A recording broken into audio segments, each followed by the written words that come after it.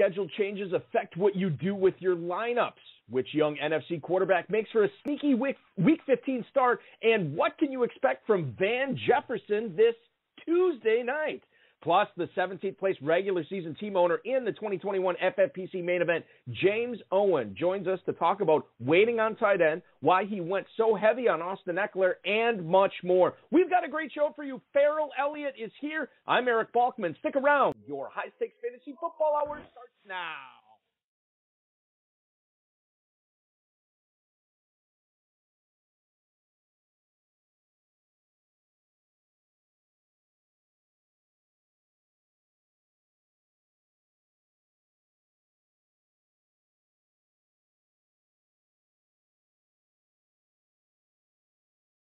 Broadcast live and heard around the world, you are now listening to the most entertaining hour of radio on the planet. Welcome to the High Stakes Fantasy Football Hour, presented by MyFFPC.com, with your hosts Eric Balkman and Farrell Elliott. The High Stakes Fantasy Football Hour is your home for analysis from the best players in the world. And now, because no one else was available, here's Eric Balkman and Farrell Elliott.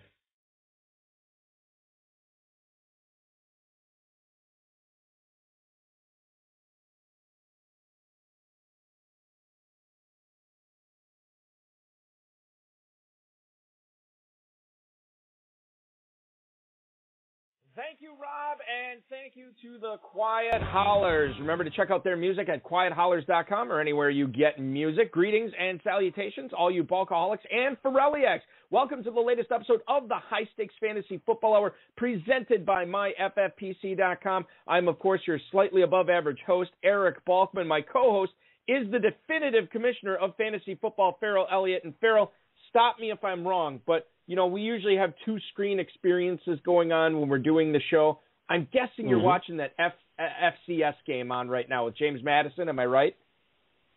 No, I am watching, and that would be a good game to watch, but I'm watching Kansas City and the Chargers play because I know there's a field goal in there somewhere. I know I missed one that should have been taken, that might have been taken. I'm auditing the game, Balky, to see if I can come up with any different results. But, you know, I love a little bit of that James Madison football, I got to tell you. Yeah, and I forget who they're taking. I just saw it earlier when I was flipping through before the show started. But I believe it is the FCS Division I championship, right? That's North Dakota State and James Madison. Sir, they are playing. That's for all the marbles. They're playing the defending champion, North Dakota State. The other two teams involved are South Dakota State and Montana. Well, Montana State.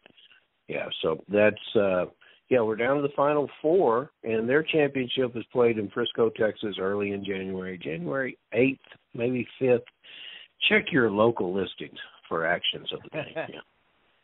We have Mary Hardin-Baylor all over North Central in the Amos Alonzo Stag Bowl going on right now. So D3 will crown a new champion tonight. We're going to be crowning some big-time champions in fantasy football in just a few weeks, and we're going to help you do it here on tonight's show. We're going to talk about a certain NFC West running game situation, not the 49ers. We're going to discuss Evan Engram's viability as a start this week. And then James Owen will drop by to talk about how he's trying to manage his 17th place regular season FFPC main event squad into a $500,000 grand prize payday.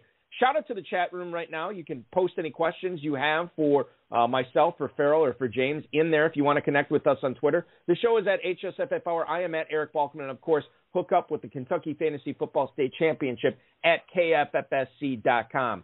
Facebook.com/HSFF Hour is where to chime in with us there. And if you want to give us a call, please do. 347-426-3682. That's 347-GAME-OVA. highstakesfantasyfootball@gmail.com is the email address. So get those questions in now. We'll try to get to all of them coming up in the fantasy feedback segment later on in the show. Thanks to our audio engineer and my best friend, Bryce, our producer and mutual friend, Rob, as well. Want to remind you that registration is open for the 2022 FFPC main event, 2022 Football Guys Players Championship, as well as all the high-stakes leagues, the ancillary leagues live at Planet Hollywood in 2022. Those are all live at myffpc.com, as well as both the Playoff Challenge, the world-famous FFPC Playoff Challenge, $500,000 grand prize, and a $1.3 million prize pool, just $200 to enter that. And if you want to, if you want to get maybe more teams for the price of $200, or maybe $200 is a little bit above where you want to spend, $35 gets you in the Football Guys Playoff Challenge for a $100,000 grand prize. That's a $500,000 prize pool. Deadline for both of those at kickoff on the opening game of Wild Card Weekend, which is Saturday, January 15th at 4:35 p.m. Eastern Time. Rotoviz.com/podcast. We have Steve Lowinger on there this week. Steve, in 2015, finished 6th place in the FFPC main event regular season. He's in 18th place this year, and we talked with him a little bit about what he's doing differently this year, why he only plays one high-stakes team in both the main event as well as the Football Guys Players Championship, and a ton of start-sit questions he is facing this week. That's all at rotoviz.com/podcast. Get into the Fantasy Flash, ladies and gentlemen. I said we weren't going to talk about the Niners running game. We are actually going to touch on it a little bit here, and I think it's kind of an open and shut case given the injury news we got today out of the West Coast. Elijah Mitchell is officially out for Week 15 against Atlanta. He's dealing with a concussion and a knee injury. And Kyle Shanahan actually said he's not optimistic that he's going to be back next week against the Titans. Last week against the Bengals, Jeff Wilson got 13 carries. Deebo Samuel is getting carries as well. And I guess it's pretty simple, Farrell. You have the Niners going up against the Falcons. You're starting Deebo Samuel. And Jeff Wilson, to me, makes a nice little flex option as well. Bucky, I don't know. We've talked about this so often. I've waxed and waned on Jeff Wilson. Jeff Wilson's not scoring the ball, and he's not catching the ball, and that's really important if you want to win the FFPC. As a bye-week flex, there could have been worse, and you were hoping for that touchdown, but 50 yards, no catches, and no scores is not going to help you very much. And you say, okay, this is the Atlanta Falcons. This is where Jeff Wilson gets rich.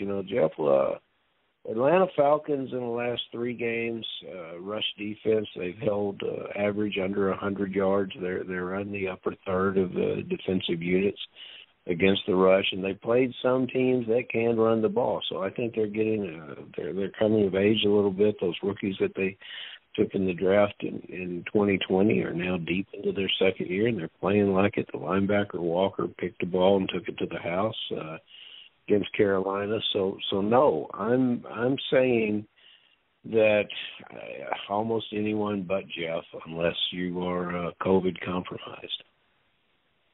Let's bring this up here, Farrell, and this is coming from Hudson Kern-Reeve in the chat room right now. Oh, that's right. He brings up Michael Carter. Is he a viable flex this week? And I guess let's pose it this way. If you had to pick between Jeff Wilson and Michael Carter in your championship round flex, who would you rather trot out there? Wilson against the Falcons or Michael Carter in Miami? Well, I'm a huge Carter fan. And so, yeah, I would evaluate that situation that I would want to go with Carter because he plays in every aspect of the offense, an offense that is questionable at quarterback just from an experience factor, whereas in the situation with Jeff Wilson, you've got a quarterback that knows how to take use of all his assets, most Samuel and the tight end Kittle being big fantasy contributors. So, yeah, if I'm sure that Carter's going to play and that he's healthy and that there's no lingering effects to the issues he's had, which I believe that's the word we're getting, then Carter's my guy in that situation. I'm with you on that, my friend. I'm totally playing Carter over Wilson if I have the opportunity to. The other thing that Hudson asked us to bring up was the big news of the day in the NFL. If you saw the FFPC email that went out earlier this afternoon, the league announced that the game between the Raiders and Browns, which was supposed to be played this Saturday, has been moved to Monday. And then the Sunday games between Washington and Philadelphia, as well as Seattle and the Rams, have been moved to Tuesday. So you're going to get a Tuesday night. It's not a doubleheader because they're both the Washington football team and the Eagles and the Seahawks and Rams are going to be playing concurrently at the same time, 7 o'clock Eastern time. Tuesday night. You will get a doubleheader on Monday night. That's Raiders-Browns at 5 o'clock, followed by the Vikings and Bears, the normally scheduled Monday night game. So Hudson wants to know if this is going to impact FFPC players, if at all. And I'll say this, and this is the disclaimer I kind of put in the email. As of right now, the FFPC is going to include these games in Week 15. However, if the outbreak continues or if there's another outbreak, there's always a chance that the NFL could move these games out of Week 15 and into another week, or maybe have a bonus week. I'm not really sure how they would do it. But right now, I would, if I was in, and I know I posted this in there, you should really be doing everything you can. And I know it's not fair to you and it's not fair to anyone. It is what it is. It's fantasy football this year and last year. You got to try to prepare for every possible scenario the best you can.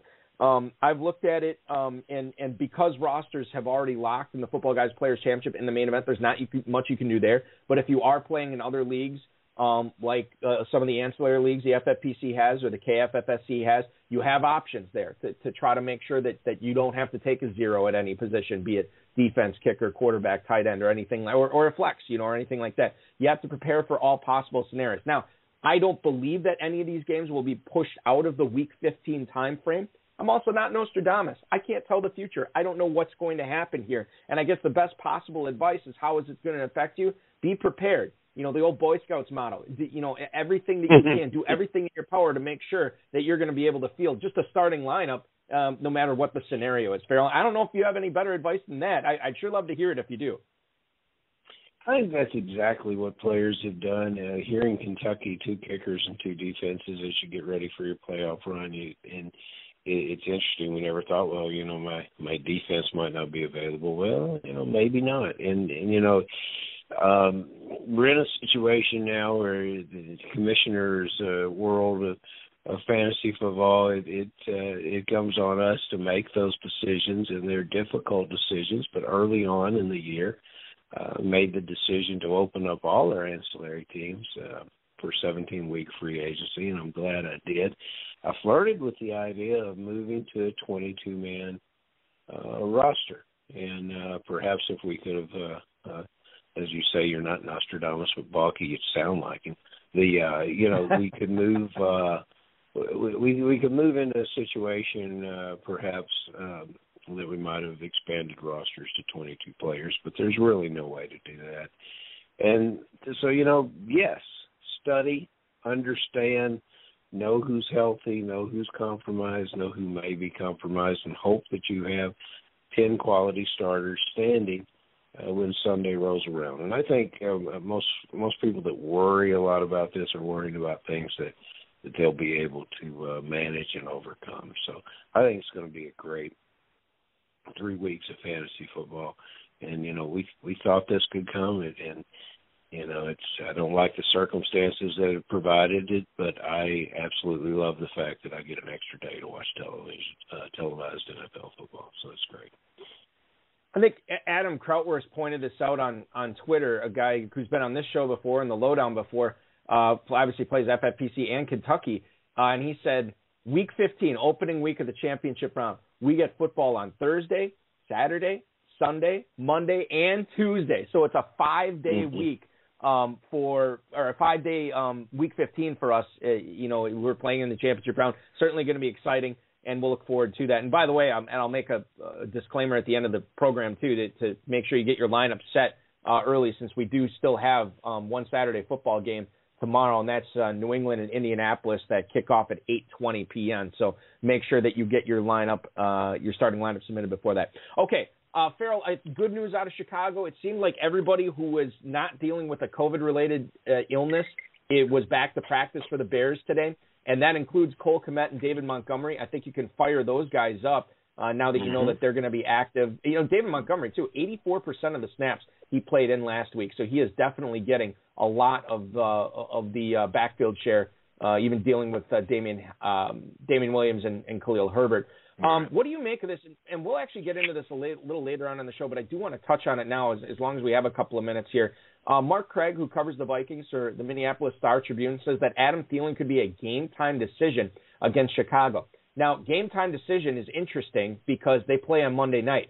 For me, Farrell, and feel free to disagree with me, I don't think I can wait on a dude who has not practiced all week. I'm going to have to wait till Monday night for, even with the extra day. Thielen, for me, at this point, is probably going to be on my bench, and I don't think I have him in a lot of spots, but I don't feel good about starting him with so much on the line. No, you can't take a zero and gamble on a position at this point in time in any of the league formats. And Thielen's a wonderful player when he's healthy, but everything's pointing that he's not, and everything's pointing that he's not going to return. So there's better options there, and perhaps.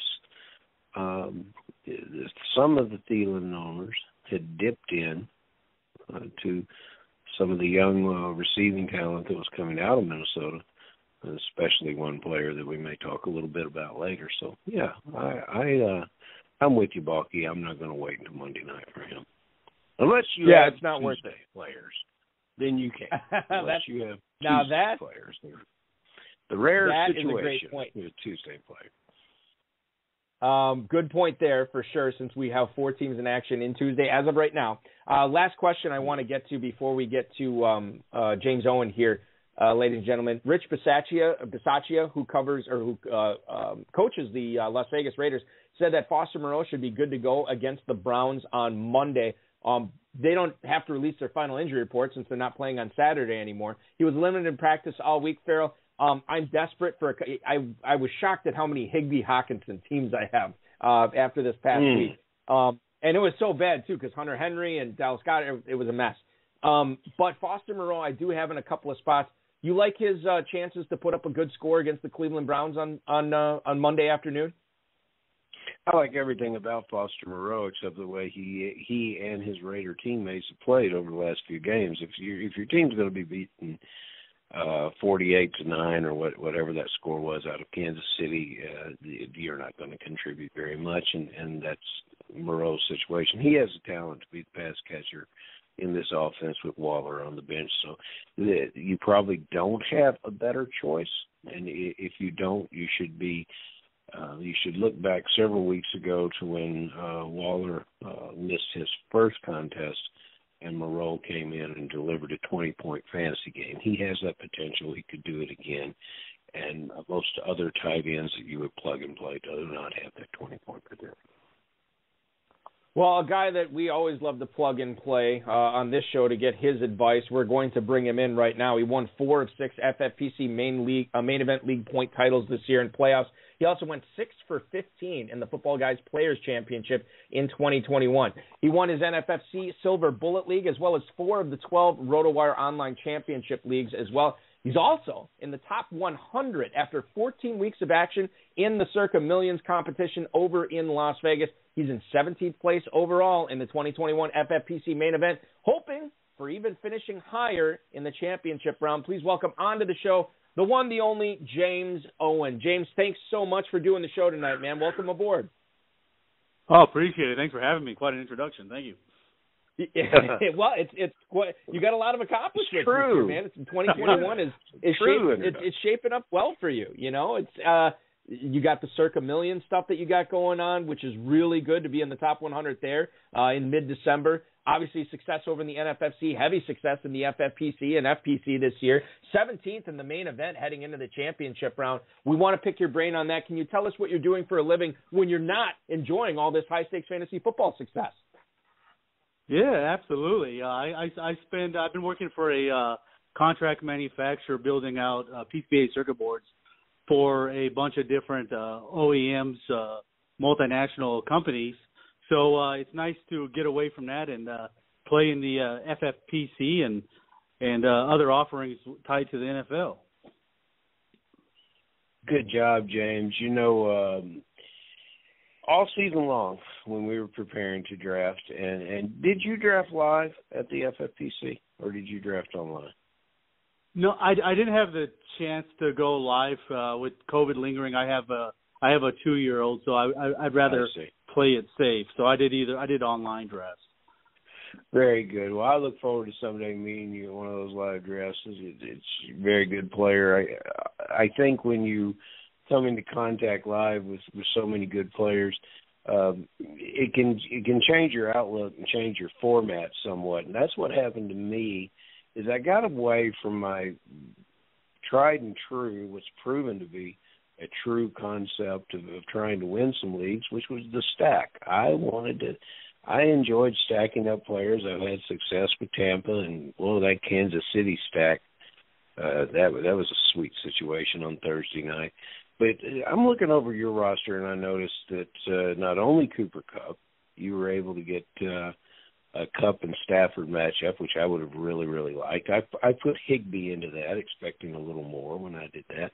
But one of the guys that has truly come into his own, I'm surprised a little bit with how much he's dropping the ball, but I expect sure-handedness to be part of his game moving forward, and that's Van Jefferson. And how wonderful it is that you were able to get him late in double-digit rounds. Can you tell us a little bit about that philosophy of the stacking, and were you high on these Rams and other Rams? Would you have put more Rams on your team given the chance?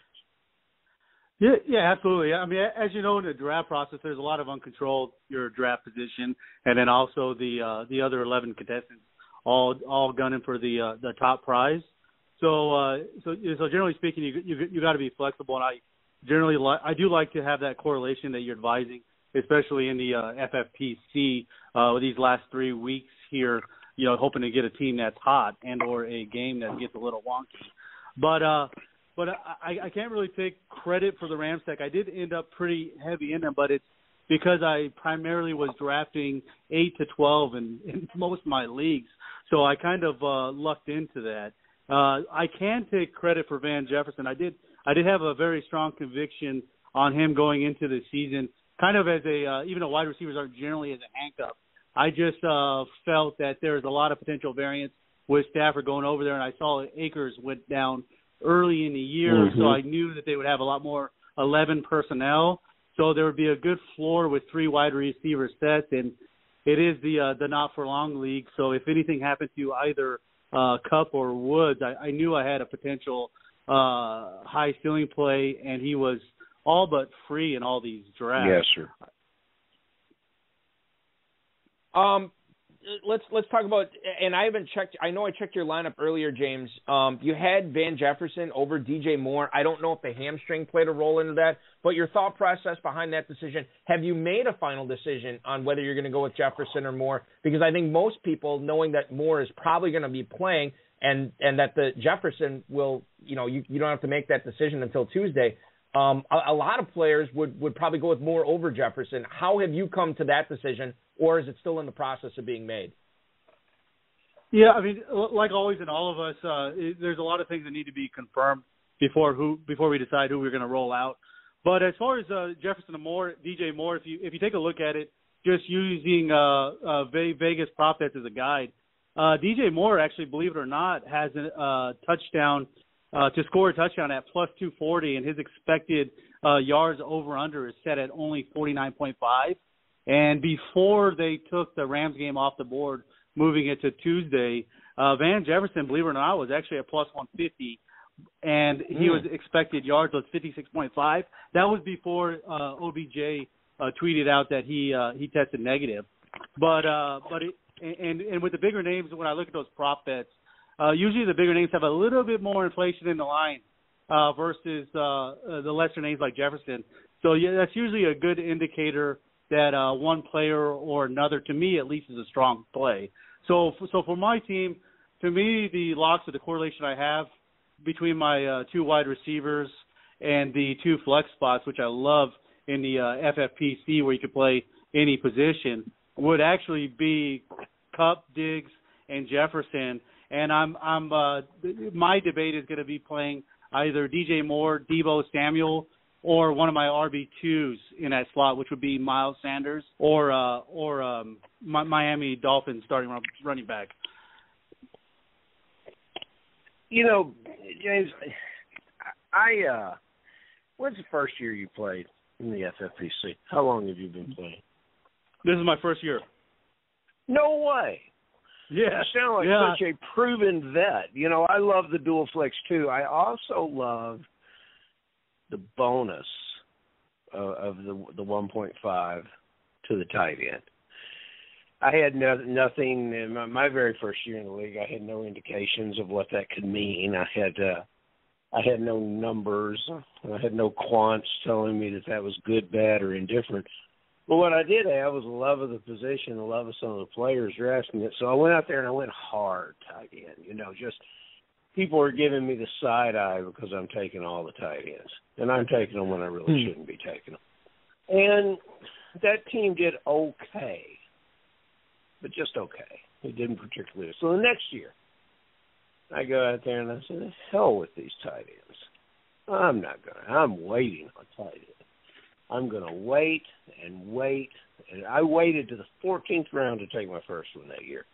And I got then Raider Zach Miller, who's the most wonderful Balky. I was drafting with our good friend Justin McCord, and he kept, for 3 rounds, he kept wanting to pull that trigger on the tight end. And I'll never forget that Miller caught a ball early in the game in Philadelphia once and went 80 yards for a touchdown. And that was validation for waiting. He did it once on his way to catching about 40 balls that year. So, I finally got by that in all my years of playing in the FFPC. What's your tight end philosophy? And it looks on this team you waited. What'd you get? And how would you utilize the play of that position on this team that's doing so well against all the other great players that play in the league? Yeah. Unfortunately, on this team, I ended up having to punt tight end where I was sitting in the 11 hole. There was just no value to be had. In the first round, I missed out on Kelsey and Waller. And although I loved Kittle, I just couldn't pull the trigger ahead of Diggs in the second round. And by the time the third roll around, Pitts was gone. And I felt like at the time it was a little bit too much of a reach that early in the fourth round for Mr. Mark Andrews. And in that league, 5 tight ends went into 6. And at that point, I just said, I'm moving on. I'm going to build a deep team elsewhere and hope I get lucky on the waiver wire. And coming into the playoffs, I have Mr. Monroe, and getting that news about Waller, I couldn't be any happier. But I do actually have another team that qualified for the championship round in the main, and you'll love this roster. I actually have Kelsey, Kittle, and Mark Andrews occupying my tight end and 2 flex. Mm-hmm. So it couldn't have started any prettier last night. I would love that roster. Of course, no one loves a braggart, but I would love that roster. But I'm just no, that's cool, James. Congratulations on putting together such a team like that. Yeah, it'd be fun. I can't wait to see what happens. James, I wanted to get back to something you said earlier when we were talking about Jefferson versus Moore, and you mentioned looking at the Vegas player props as far as who's at plus money and how much plus money they are to score a touchdown. When you're making a lineup decision, do you often look at that as a tiebreaker? Not only that, but projected catches and projected, or the over/under on the catches, the over/under in the yardage. Is that something that you frequently do when you're setting your lineups? Oh, absolutely. So I'm looking for anything that looks fishy. and it I helps think on that's Saturday night too. Yeah. Okay, so let's get back. We just talked about the tight ends here. Now, in this league, unlike the other championship round team you're talking about, you waited on tight end. You have a tough decision to make it at the position this weekend. I want to just kind of get into your philosophy on drafting that position in this league versus drafting that position in the other championship round team, because it sounds like you're very fluid in how you handle tight ends in the FFPC. Yeah, absolutely. I mean, in my opinion, at least for the folks, there is so much uncontrolled. We all know that, and then that's why it's nice to be able to have multiple entries. So, just like with all things in life, I mean, unfortunately, and especially with the COVID, you just have to be able to pivot. Otherwise, it's definitely going to more than likely be an uphill battle, because you're just going to lack the overall roster talent going into the season. Because a lot of picks are just dart throws, and you're just trying to give yourself the best chance. You're never making a dart throw when you look at Chargers running back Austin Eckler. I mean, for me, that's about as good as you can get. in situations this year, the drafts, that I heard some of the players, and we'll talk to players on the show, and it kind of bleeds over just in everyday conversation, is, who do you think's going to be a bust? Who do you think's going to fall back from their off their ADP and not give you value? And more often than I expected, that answer was Austin Eckler. And I really I didn't necessarily know how to respond to that person, And then there was some validation for people that claimed that Austin Eckler went out for the first game of the year, didn't catch a ball. And everybody says, oh, that's a new offense, new offensive coordinator. He's not going to use Austin Eckler like he used to be. And I thought it was nonsense. And then, we watched Austin Eckler last night in the 3-man running back committee, and we saw his situation where he contributed impressively from a fantasy standpoint. I think Austin Eckler is always going to deliver for you in fantasy football. Do you feel the same way, and did you go awfully heavy on him? Yeah, I fortunately did. I agreed with your assessment. I had a strong conviction. I ended up with 60% ownership across my 21 high-stake leagues, so I lucked into him quite a bit. But I am a little bit of concerned heading into the championship rounds, only because his utilization definitely has gone down, and he's got the injuries nagging him. He was able to put together a pretty good performance last night, but definitely hoping for better over week 16 and 17. Talking with James Owen, the 17th place finisher in the FFPC main event's regular season. Brashad Perriman, the answer to the trivia question of the guy who catches Tom Brady's 700th touchdown, nobody had him in the pool. I can almost guarantee it. But James, you kept him on your roster. I shouldn't say kept him because it's not like you had him all season. But what's your reasoning behind keeping Brashad Perriman on your roster for the stretch run of this league? Funny you say that. I was actually looking on Fantasy Mojo. He puts together the roster ownership for football guys in the main event. And the only two people had him in the main event, and I have them on two different teams. So yeah, I think I'm flying along on that one. But I mean, to me, I had the roster. It was slim pickings on a free agent pool that last night before rosters locked, and I saw the Week 17 matchup with the Jets, and I really don't have much exposure to TB12 and Tampa Bay. So I just, if I needed a Hail Mary, he was my plan for Week 17. I wonder, it kind of fantasy football can be linked with these contests, these Las Vegas high-stakes contests, like the one you played at Circa. I wonder what attracted you to that, and congratulations for doing well in it. I've known people that have done well in it, and it's it takes an unusual consistency every week to pick those games and be successful. What's your win rate right now, and do you have a general formula that you follow every week as how to arrive at your selections, or do you is it more of a gut feeling? Yeah. So in regards to the Circa Millions, attracted me to it. It's they actually put it out rake free, so it's nice. So all the money from the player pool goes back to the players. So I thought that was a real nice thing that they did, and they kind of took over the market share from the Las Vegas Super Contest.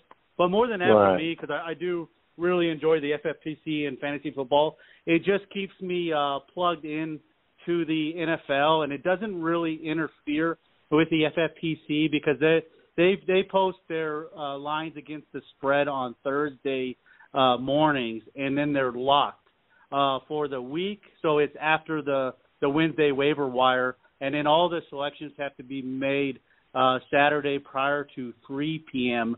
so it doesn't interfere with the Saturday night waiver run.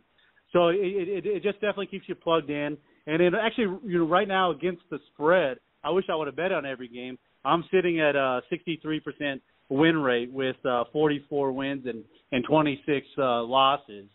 And no, I don't really have a tried and true formula. a lot of times, I'm just taking in a lot of the data points, much like fantasy with the weather, lines. I don't really pay attention to sharp and square because those narratives can definitely get you in trouble. And then just kind of go from there and lock in on 5 each week. Did you have a side in the contest last night? I did. Was it the right one? I took the lovely coach that kept going for it on 4th down and ended up losing as a 3-point dog. Kansas City has struggled with covering the spread, but when you turn down those 3 points times 4, it's going to be tough to cover. Well, you're probably not the only one. Hint, hint. Okay, so let's talk about this, James. Damian Harris, we already know is out for this week because of the hamstring injury, so he will not be playing Saturday against the Colts. Kind of surprising given that he got limited practices in all week. I don't know if he got a setback or what have you, but it'll be the Ramondre Stevenson bandwagon leading the charge in the Patriots backfield. I'm just kind of curious, when you look at Harris's schedule the rest of the way, I know in the championship round he's got the Bills next week. Your thoughts on Damian Harris and how good he can be for fantasy owners in the championship round beginning next week now? Yeah, I think he could definitely make a difference. I'll go back to Fantasy Mojo. I think his rostership in the main event was 8% on the teams that qualified. And, yeah, he has very strong matchups, weeks 16 and 17, the Bills and the Jags. If you have him, I think I have him in a few of my main teams. I think he is going to be a strong play, provided, of course, he's healthy. I apologize. I want to get I just had this up, and now I think I lost it. I think I got 2 emails here from you. I do have 2 emails here for you from listeners here, James, and we're going to go to Kansas, Attica, Kansas. Specifically, Jerry has a question. He writes, "Hi, James. Now that we actually touched on this earlier. Now that Odell Beckham got a negative test, is he worth the wait for Tuesday Night Football? Congrats on the main event." That is Jerry in Attica, Kansas. Now, what I always tell our emailers to do is give us your options, right? Maybe Odell Beckham's worth the wait. Maybe he's not, based on who else you have on your roster. But your thoughts, James, just kind of from a generic standpoint, Odell Beckham, if you have him on your roster, would you? And let's say you didn't have anybody going in any of those other Tuesday games, would you be? Is he worth the risk to flex out on Tuesday Night Football, given that he already has this negative COVID test in his belt? Yeah, absolutely. In my opinion, he would be a must play. I mean, if you look at the latest trends, I mean, with the game plan that McVay is calling, they're definitely looking to get him the ball over the last couple of weeks, and he's gotten multiple, one-on-one goal line play calls in which he caught both those balls to save his day. And he's always he could always erupt for a multi-touchdown game. So if you have him, I would definitely pull the trigger on that.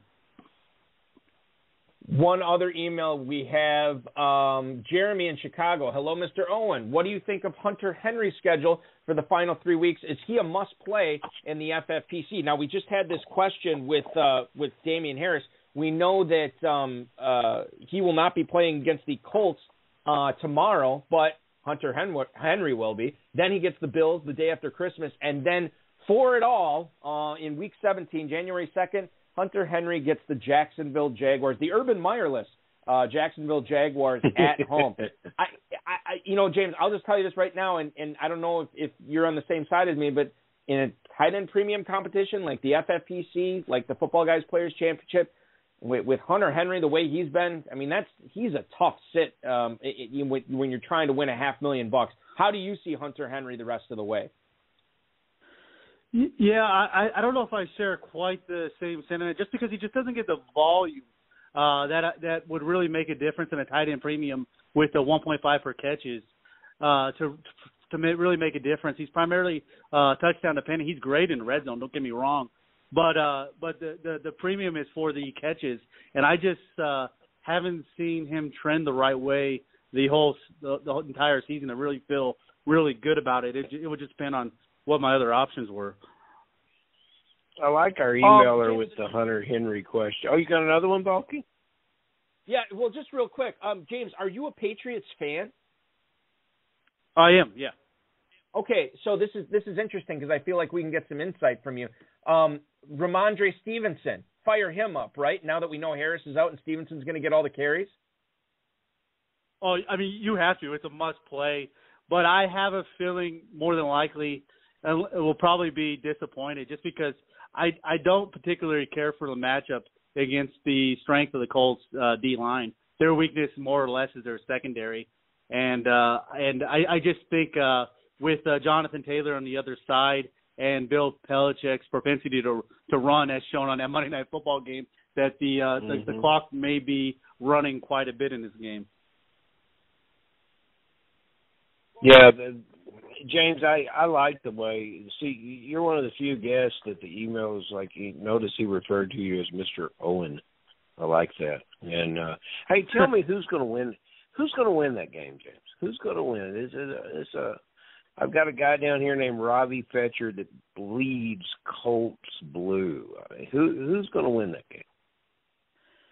Yeah, I mean, from my perspective, the way I look at it, the sports books are going to have a lot of liabilities on the Colts, being that the money flows could definitely be on the Patriots side, and then the public team more or less is definitely the Chiefs with how hot they've been on Thursday night. So I could say that the books will definitely need the Colts to win and cover.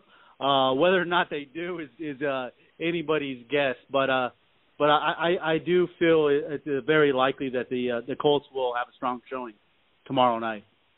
Balky, did you see how James skated around that question? That was just, I loved that. Here's one that you cannot skate around, sir. I get to ask this of everyone that comes on the show. And however, you know, based on the way you go about your business in fantasy football, I think your answers to these questions might be the most relevant we've ever had on the show. So I'm going to get going with it. There is studs in fantasy football, the guys that you can count on every week, the guy that you paid draft capital to get. Who is the stud that you will regret starting this week? And you've already proven that you're the sleeper whisperer. So who is that one sleeper that can calm your nerves and you can put in your lineup who will deliver despite the fact that you're already a nervous wreck due to the COVID changes and the schedules Mondays and Tuesdays? Yeah, there's so much potential for variance this week. But if I had to say one stud that I would caution folks on, would actually be one of my favorites because I have him heavily owned, being drafted in the 7th and 8th rounds, and that's Deebo Samuel. I just don't like the last few weeks the way it's been trending for him, and with the matchup in Atlanta, it's a 9.5 point spread at most books, and I just if they get out to a big lead, I just don't think that he's going to get the proper utilization because they're definitely going to save them for future weeks. Don't want to risk re-aggravating that injury. And then if you take a look at the indicators with the prop bets on Deebo, they actually have him as receiving yards at only 45.5 this week against Atlanta, which is less than both Brandon Ayuk and George Kittle. So there's some strong indicators he may be at risk, and he's been so touchdown dependent the last few weeks, having some nice big runs to save his fantasy day. Other than that, people would have been severely disappointed with him in the playoffs.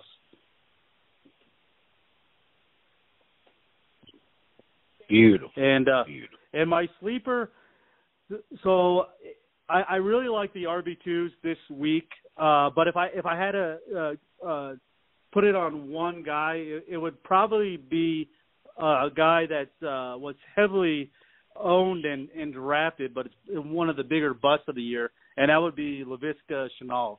With the Jags being a favorite at home in good weather and two young quarterbacks, I think that the game may be a little bit on the higher scoring side, a little bit of sloppy football, and I think that he'll be utilized quite well with the situation changing in Jacksonville. Oh, that's beautiful. Thank you for that.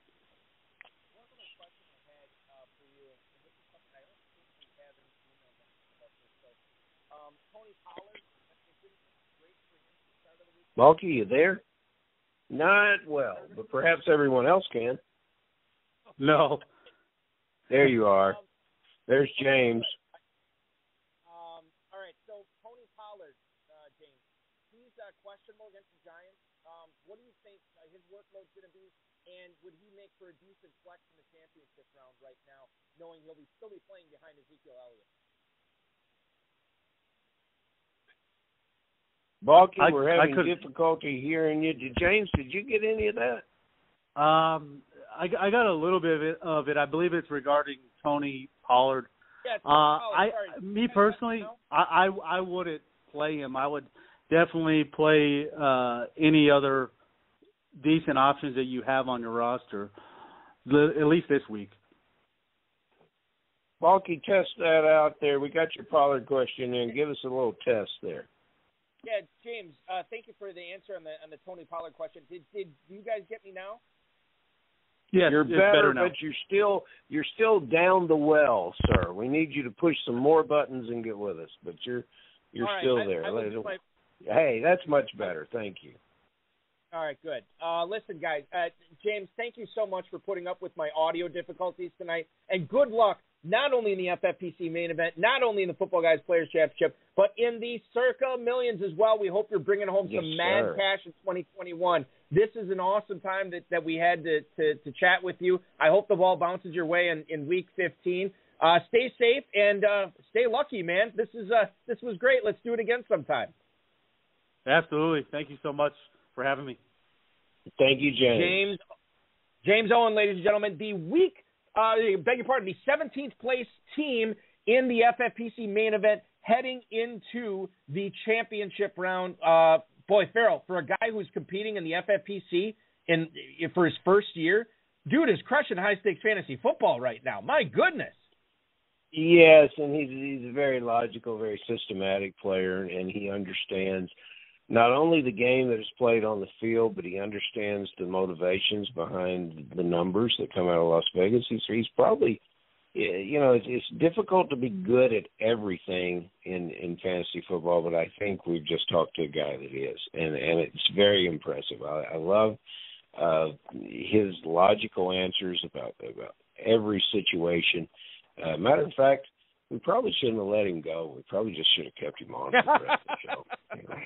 But it wouldn't be a surprise to me that we'll be talking about him leading the league as we go down the next few weeks towards a championship. Hey, can I give a quick shout out, Bucky? I talked to him this week. He told me to say hello to you, and he's a longtime Kentucky player. We have a Louisville native that has moved into first place in the KFFSC, the Steel City baller, Ronnie Shirley. Last week, we started our championship last week, and a 200 and almost 30-point performance propelled him to the top. So good luck to all our players, but Ronnie's sitting in the number one seed right now. So congratulations for him. Yeah, good. That's awesome for him to be up there. I know he's been playing a long time, like you said, in Kentucky. Boy, there's a who's who, up in that leader. Vince Staffolino is up there, of course. Petrie and Larson, who had a very successful FFPC season, they're up there again as well with a couple of teams. Jay Reed, who's been on this program before, he and Scott Connor have a team in contention. Of course, the aforementioned Robbie Fetcher is up there as well. It's going to be a fun little ride. Alex Palazzo, too, I noticed has a team in the top 30 out there. Of course, he's been on this program before, won a couple of FFPC main event leagues, was in Pros vs. Joes this year as well. So awesome stuff from Kentucky championship round. We'll continue there over the next 3 weeks. FFPC kicked theirs off the previous evening with the Chiefs and the Chargers. All right. So if you're looking for advice in either the FFPC or the Kentucky championship round, we're going to help you out right now. We're going to go to the emails. that were sent in, and we're going to help you with some start-sit questions. The first guy we're going to help is Peter in Fredericksburg, Virginia. Is Julio Jones going to come through this week? My only other option is KJ Osborne. Thanks so much. That is Peter in Fredericksburg, Virginia. Thank you so much. We talked about this a little bit earlier in regards to Thielen, and I think, we're game time decision. Okay, we get it for Thielen, but it doesn't sound like he's going to go. We saw what KJ Osborne did when Thielen was out last week, and it was pretty good. We saw what Julio Jones did with no A.J. Brown last week, and it wasn't very good. So the question is, do you roll with Jones at Pittsburgh this week, Farrell, or Osborne, who is on the road on Monday Night Football at Soldier Field? Fate has smiled on Peter, and so has his waiver wire acquisitions. Sometimes when we draft a player like Julio Jones, you think back to, I think it was week 2 where he caught 6 balls over 100 yards for Tennessee. But it's been few and far between. 25 catches for the year. And they didn't need much from this player last week. It was a solid game based on the fact that they had a shutout, 20-0 victory. And it's going to be much, much different against the Steelers. So there's your case for Julio Jones. A legacy wide receiver, a Pro Bowl heritage that you drafted, you had high expectations for. But you went on the waiver wire and got KJ Osborne, and Balky, you said it. He plays, got 2 touchdowns, one each in the last 2 games, included a 60-plus yarder from Cousins, and additionally, D.D. Westbrook is a COVID casualty. And, the bottom line is that this is a passing football team that's going to have to keep up in this game, putting the ball in the air. KJ Osborne, he's on the field for 90+% of the plays last week, Balky. This is an easy answer. Osborne is your guy. Yeah, I'm with you. Football's a young man's game. We saw what the Packers offense was able to do against Chicago, where they just basically scored 4 touchdowns in like the blink of an eye. And I know Jalen Johnson had flashes of looking pretty good against Devontae Adams. He'll probably be on Justin Jefferson. Outside of that, Bears secondary isn't all that bueno. So I think Osborne should have a good game, and I'm going to go with him over Julio Jones here this week.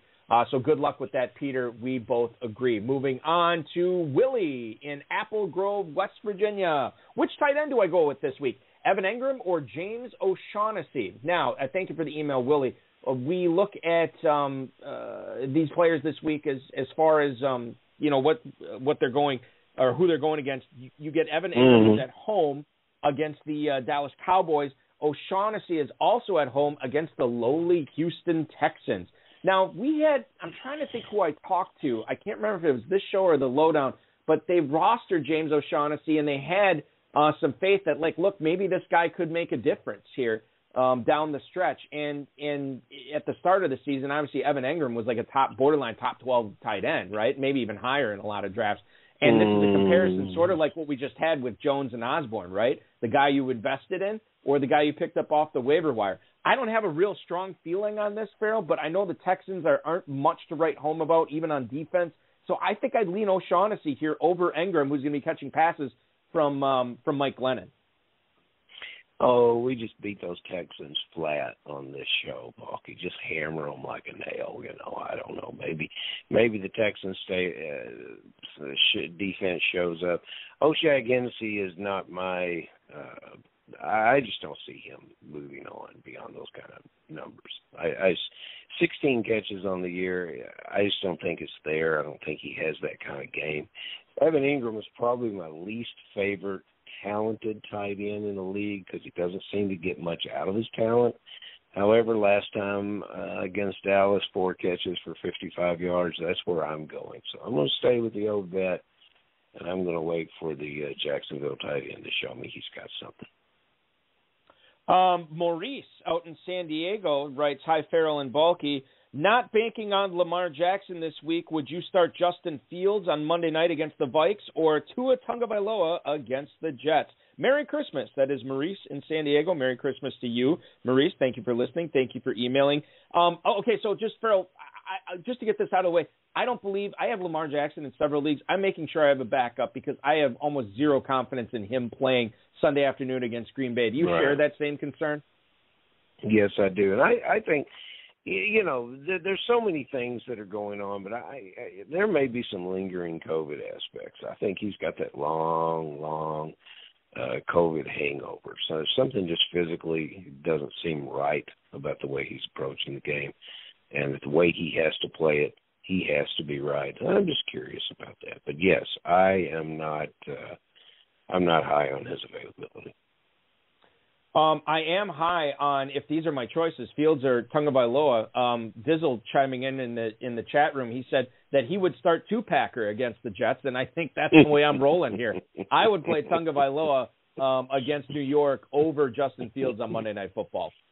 It's an easy thought. When the Jets added their new head coach, and he brought his defensive mentality from San Francisco, I thought that this was going to be the type of defense that would play hard. They might not be that talented, but they would really get in your face and they would really be physical. That's not been there. And there's some talent on that roster, particularly at the tight end position. There's depth there. There's red zone talent. One of my players that I'd like to see, one of my favorite players I'd like to see play more is Mac Hollins, this great red zone wide receiver for these guys. And, so yes, there's a lot more for Tua to take advantage of than there is Justin Fields here. And plus Fields gets back his running back. And if he's back there, Montgomery gets usage. So, yes, Tua is the easy choice here. Final email we have here. It's from John in Wilbur, Nebraska. That is, hey, fellas, what's up? Is Aaron Jones' lack of practice this week enough for you to tell me that A.J. Dillon is a better start than Rashad Penny? That is John in Wilbur, Nebraska. John, thank you for the email. So Aaron Jones, we found out today, is back at practice. He had a non-COVID stomach illness, apparently. But he has practiced in a limited fashion today. He will be there on Sunday afternoon. Farrell, A.J. Dillon, the usage for Dillon was way higher than Aaron Jones last week, and I don't know if they're still taking it easy on that knee or what have you, or if it's just cold weather rolling in now to Green Bay that they're going to ride Dillon a little bit more than Jones. I'm not sure. But all I know is I have a lot more confidence in A.J. Dillon's not only usage but efficiency than I do with Rashad Penny this week. So if I had the choice, I'm going to play Dillon over Rashad Penny. I agree with you, Bucky. Rashad Penny is like a hot streaks at the craps table at the Planet Hollywood. When Mr. Owen comes out and does draft live, he can tell us about the better mathematical advantage bets to take in craps. But until then, if we get on a hot streak like Penny was last week, we got to know when to close it down. And I don't think you're going to get another game like that from him, even with the Rams depleted COVID roster. So, let's take a look at A.J. Dillon, who's the closest thing I've seen to running like Leonard Fournette so far this year. And I've been impressed with what Dillon's been bringing to the table, and I think that continues this weekend. Dillon over Penny for me. Dillon over Penny for me as well. Farrell, thank you so much for your insight and doing the show with me this week. I certainly appreciate it. And we'll let the listeners behind the curtain right now. We are not doing a show next Friday because next Friday would be Christmas Eve, and we don't want to interrupt the viewership of the Thursday night football game. So we're going to do a show on Wednesday if that works out for you this coming week, my friend. Oh, Bucky, any day. Next Friday's Christmas Eve. Next Friday's Christmas Eve. We're already there, man. Can you believe it? We're already there. I wish somebody had warned me. Well, anyway, I'll be ready for whenever Balky calls. Let's just put it that way. All right, here's that Wednesday's the only night that we don't have any NFL football next week. So yeah, exactly. Farrell, be good, man. We'll talk. Have a great weekend, and we'll talk to you on Wednesday, man. You bet, buddy. Farrell Elliott, the commissioner of the of the Kentucky Fantasy Football Players Fantasy Football State Championship. KFFSC.com is where to check out that contest and compete against some of the guys in the chat room tonight and me next year. Hopefully we'll see you in 2022. I do want to thank tonight's guest, James Owen. Really good stuff from him. I want to thank Farrell Elliott, the FFPC, Rob Bryce, and, of course, each and every one of you. Remember to listen to the RotoViz High Stakes Lowdown with Steve Lowinger. That's rotoviz.com/podcast. You can check that out. That's up there now. Want to wish happy birthday to a longtime high-stakes fantasy football player and a longtime FFPC player, Mr. Scott Hoyt, celebrating a birthday today. So happy birthday to you, Scott, a former guest on this show, too, by the way. We will be back on, like I said, next Wednesday. We will not do a Friday show. We'll be back next Wednesday, and we're going to be talking with the 14th place team in the 2021 Football Guys Players Championship, Mr. John Schrader. He is going to join us Wednesday at 10/9 Central, so make sure you're hopping aboard for that show. It's going to be a fun little Christmas week show that we do on Wednesday. Remember to get your lineups in early tomorrow. 8:20 is the kickoff now that the Browns and Raiders have moved from the Saturday game, but it's still Colts and Patriots at 8:20. Your weekend officially starts now. This has been another episode of the High Stakes Fantasy Football Hour, presented by MyFFPC.com. It was broadcast live and heard around the world. Balky and Farrell will be back next week with more analysis, interviews, and advice from guests much smarter than they are. Thanks for listening, and we'll talk with you again next week.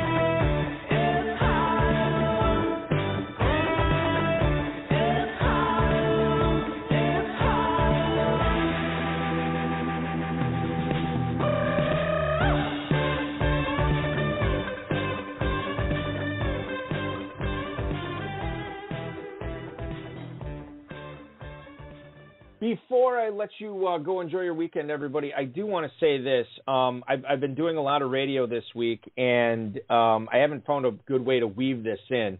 But it's been a really rough week for me. My daughter was coming off of COVID. My son was at home as well because they didn't want him going to school. So I was at home all week, still trying to keep up on everything, but still, making sure they're getting their homework done and what have you. And then my grandmother was in ill health. For the last year, but the last 2 weeks it was really rough. And I was talking to my mother on Monday night about seeing her one last time, and I told her on Monday that I would go see her this past Tuesday, and I got a phone call right after I got off the air early Tuesday morning that she had passed away. So I didn't get a chance to see her, and it was also unfortunately one day before her 96th birthday. So she would have turned 96 on Wednesday, but she passed away the day before. And I was looking for a way to give her a fitting tribute, and nothing really came up until tonight. I just was exhausted from the funeral, the wake, and everything with family today. And I was on the couch watching some basketball before the show started, and my wife came over to me and she said, you got a little hole in your pants. And I looked down, and sure, I it's hidden. You really, it's not big, but it is there. And one of the things my grandma always used to do was she sewed a ton. She sewed a lot of clothes for my mother and my aunt and my uncle. She sewed costumes for us for Halloween. She was great with clothing and sewing and everything. At any time, I had a hole in my pants or a hole in my shirt or a hole in a sweatshirt or sweater or anything, she was the one that always sewed it up.